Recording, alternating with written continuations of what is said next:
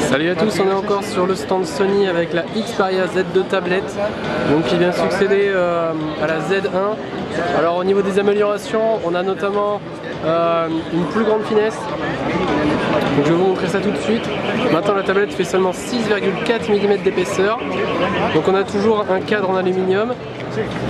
Ici en dessous vous pouvez voir la prise jack 3,5 mm, le connecteur dock.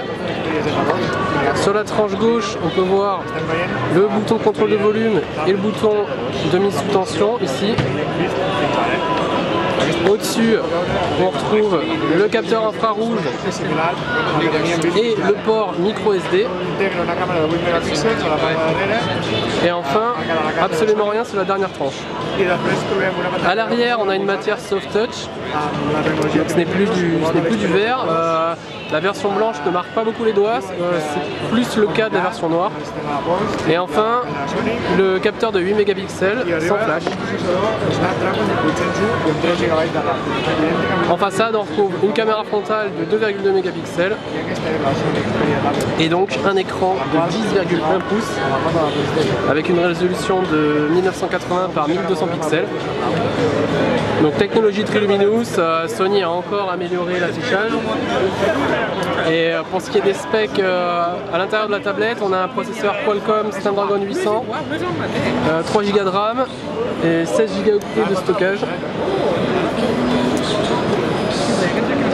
On va tout de suite s'intéresser à l'interface. Alors bon, rien de très nouveau, ça tourne sous Android 4.4.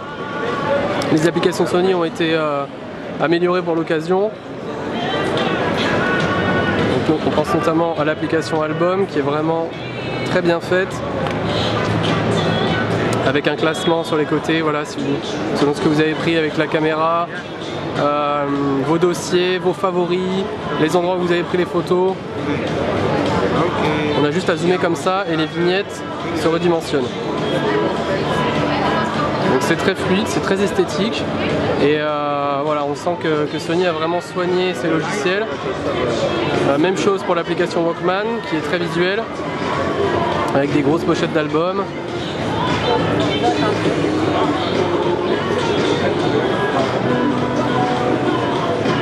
Vous voyez, ça me lance juste en dessous. Pareil, le menu sur le côté gauche. Et bien sûr l'application film, c'est très agréable de regarder un film sur cette tablette. L'écran est vraiment magnifique. Et elle est très légère, elle fait 426 grammes.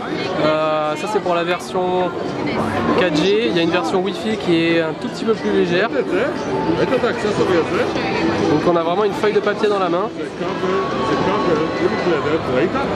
Alors visuellement et au niveau du design, c'est vrai que les changements ne sont pas flagrants par rapport à la version précédente. Mais on a un hardware plus puissant, des applications qui sont toujours plus poussées.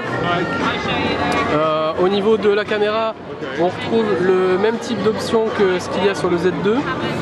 Alors le capteur, ce n'est pas un 20,7 mégapixels comme c'est le cas sur le Z2, mais on a quand même au niveau logiciel, voilà, des choses qui reviennent. Le AR Effect, l'application de réalité augmentée.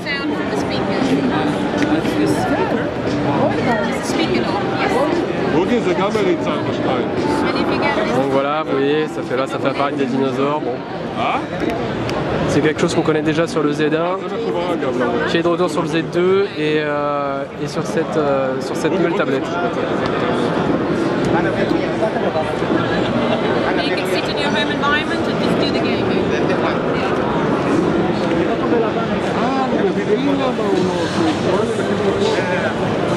Ensuite, ici on accède à l'ensemble des applications.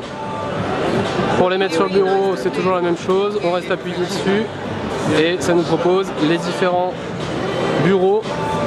On peut les faire défiler de cette manière, ajouter les widgets, les applications, changer de fond d'écran et le thème.